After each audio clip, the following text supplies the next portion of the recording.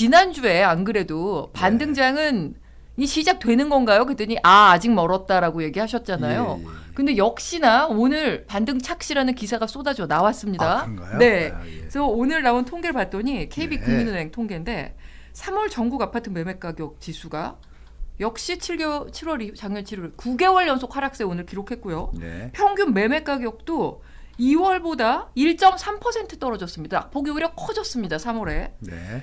그리고 서울의 아파트값도 하락세가 뚜렷해서 1.2% 떨어졌는데 지난주 교수님이 말씀하신 것처럼 반등은 정말 시기상조였나 봅니다. 지금 시장 상황 어떻게 보십니까? 근데 뭐 KB가 뭐 저번 달에도 사실 저번 주도 네. 한국 부동산론에서는 뭐 저저번 주죠. 3주 전에 송파 0.03 이 얘기 나올 때 네. 한국 부동산원과 반대로 KB는 실제 거래를 갖고 하니까 그렇죠. 그래서 제가 뭐 통계에 좀 문제가 있다고 말씀드린 게 이제 그거고 지금 이제 KB가 정확하게 실상을 좀 보여주고 있는데요.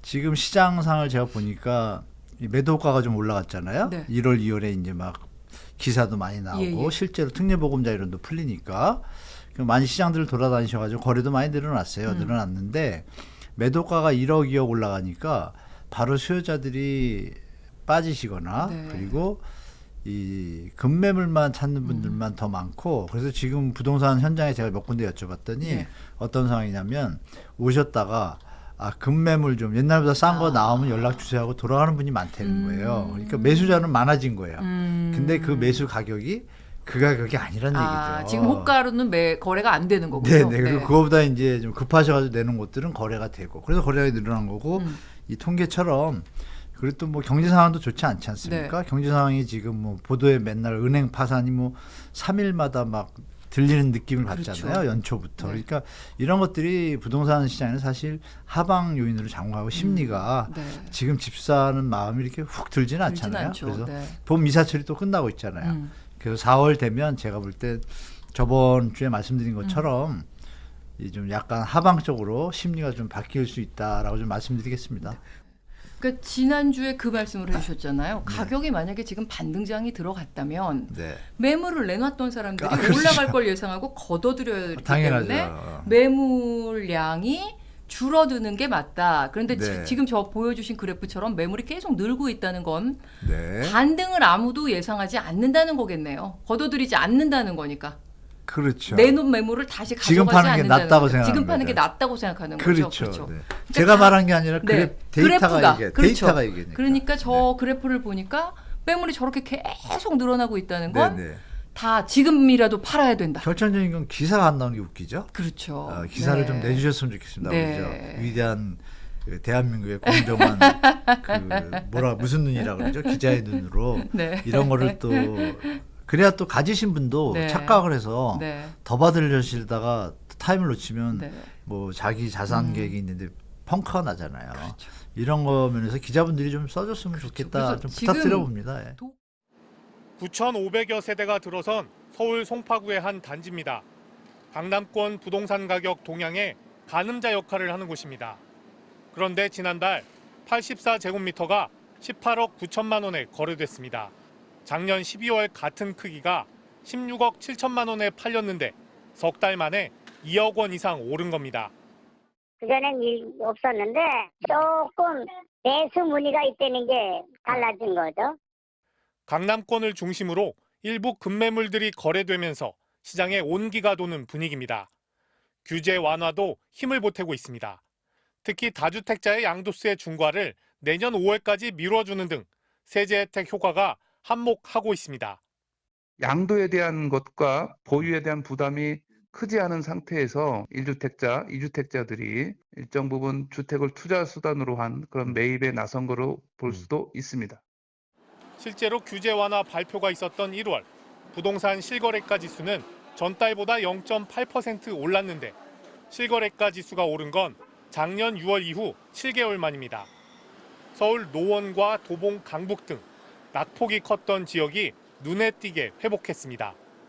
다만 시장이 바닥을 찍고 다시 상승의 초입에 섰다고 보긴 이르다는 분석이 지배적입니다.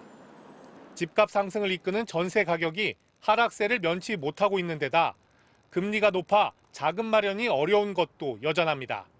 작년 11월 97을 기록했던 전세 가격 지수는 올해 1월까지 계속 낙폭을 키우고 있는 상황입니다. 전세 끼고 집 사기 어렵다는 소리입니다. 전세 가격이 오르든지 아니면 금리가 인하된다든지 그런 어떤 근본적인 변화가 필요한데 시장이 회복하기에는 조금 더 시간이 필요하지 않을까 생각합니다.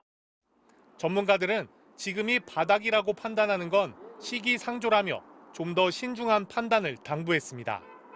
한국은행 역시 지난주 보고서를 통해 높아진 금리 수준과 주택경기 순환 주기 등을 고려할 때 올해 주택가격은 추가 하락할 것으로 전망한다고 밝힌 바 있습니다.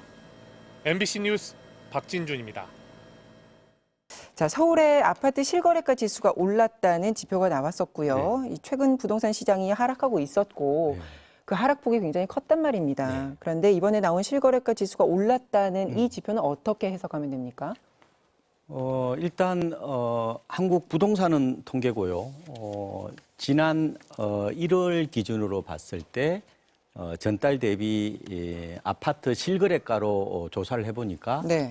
0.8% 정도 이제 올랐다 이렇게 나오는데 이게 이제 단기간에 워낙 집값이 많이 빠졌잖아요. 네. 그러다 보니까 기술적 반등이 일부 나타난 것으로 보이고 집값이 바닥이라고 생각하는 사람도 있을 거 아니에요. 그래서 이런 모험적 투자자들이 매수에 나선 거로 분석이 됩니다. 네.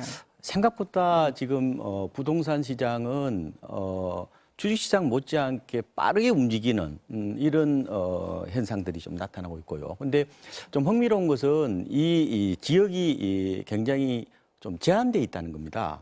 그래서 주로 송파구나 강동구나 노원구에서 말하자면 낙폭 과대 지역에서 거래가 늘었다는 거예요. 네. 그 지역까지 세분화해서 들어가는 것은 네. 잠시 후에 또 네. 여쭙기로 하고요. 그러면 실거래가가 아닌 표본 조사를 통해서 작성이 되는 지표는 여전히 하락세인 겁니까? 그렇죠.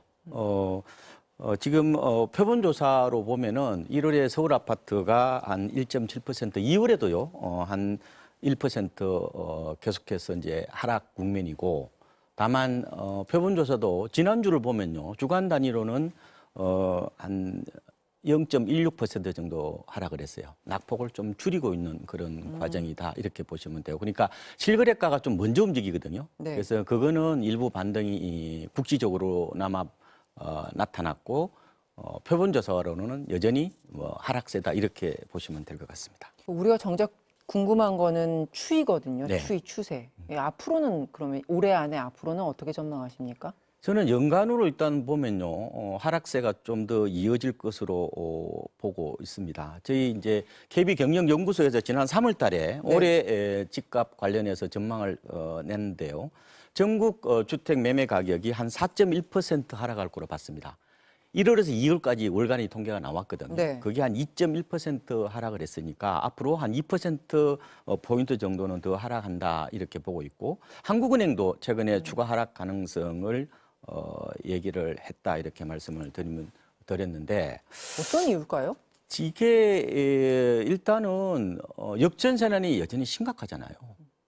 그리고 이제 글로벌 금융 지금 불안도 일부 작용하고 있고, 경기 침체, 그리고 연일 고금리가 진행이 되고 있는 거, 그리고 부동산은 약간 사이클이 있거든요. 네. 그래서 이거 빠진 지 얼마 안 됐는데 바로 이렇게 치고 올라가기는 좀 힘들지 않을까 이렇게 보는 거고요. 다만 낙폭이 컸던 데 있잖아요. 네. 이런 데들은 매물이 소화되면서 바닥을 조금은 다지는 양상일 거고, 이제 그렇지 않은 곳도 많단 말이에요. 대부분 거래가 안 됐잖아요. 그러면 가령 나홀로 아파트, 그다음에 단독주택, 다세대 주택 이런 것들은 그동안 시세가 포착이 안 됐단 말이에요. 네. 그럼 거래가 되면은 가격이 빠질 수밖에 없는 거죠.